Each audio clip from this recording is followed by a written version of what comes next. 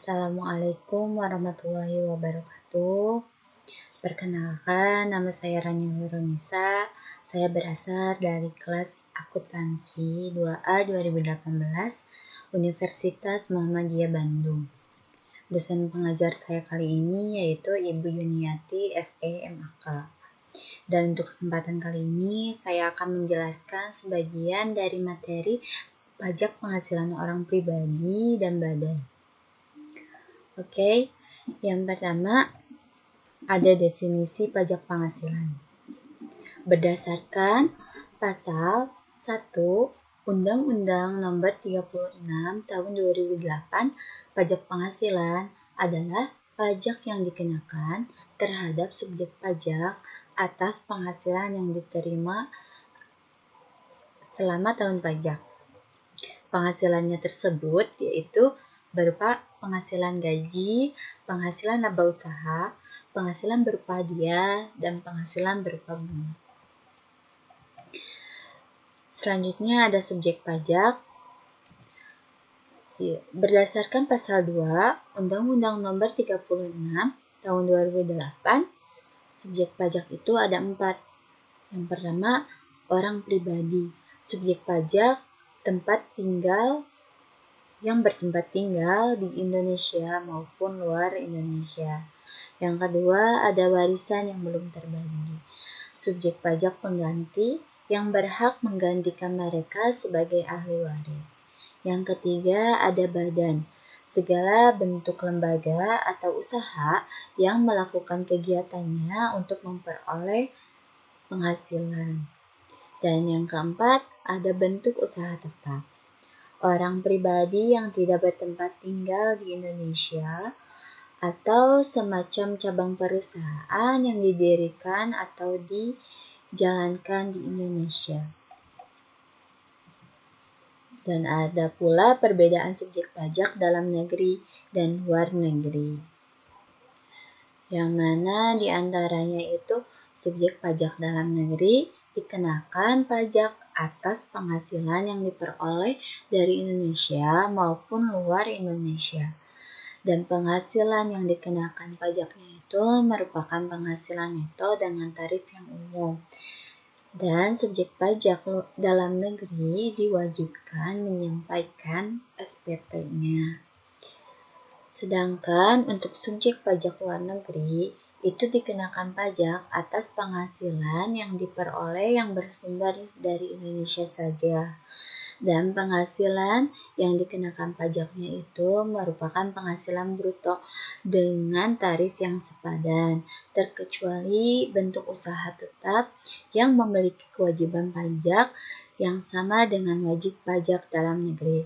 Dan subjek pajak luar negeri tidak diwajibkan untuk menyampaikan SPT. Selanjutnya ada kewajiban pajak subjektif.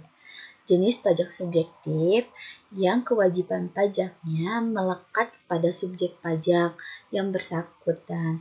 Oleh karena itu, dalam memberikan kepastian hukum, penentuan saat mulai dan berakhirnya kewajiban pajak subjektif menjadi penting.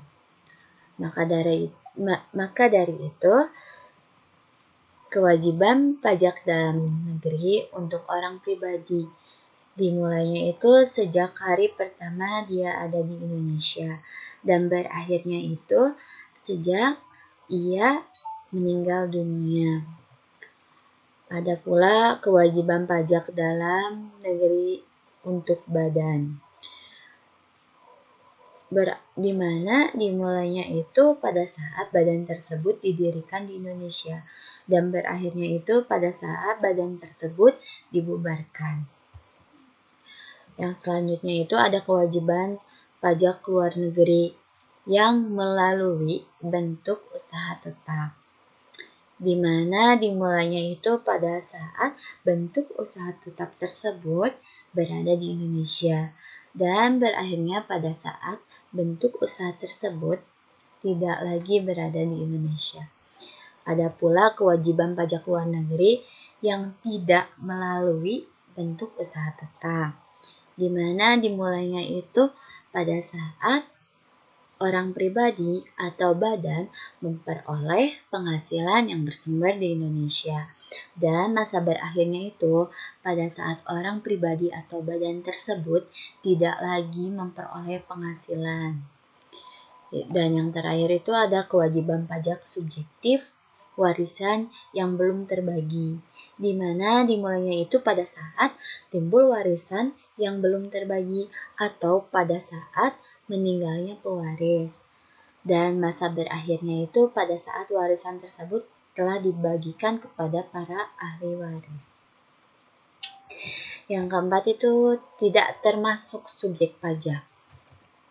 Sebagaimana yang dimaksud dalam pasal 2, yaitu yang pertama, yang tidak termasuk subjek pajak, kantor perwakilan negara asing.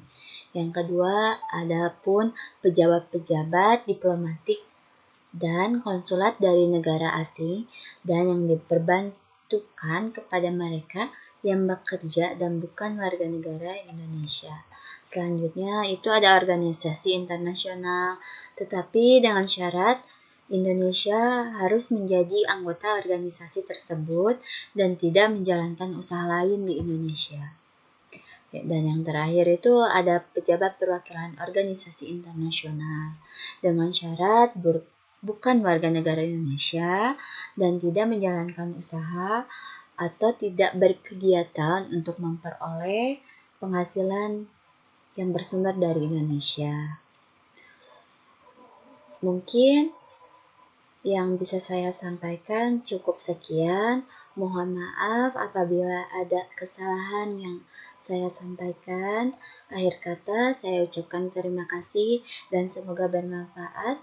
Wassalamualaikum warahmatullahi wabarakatuh.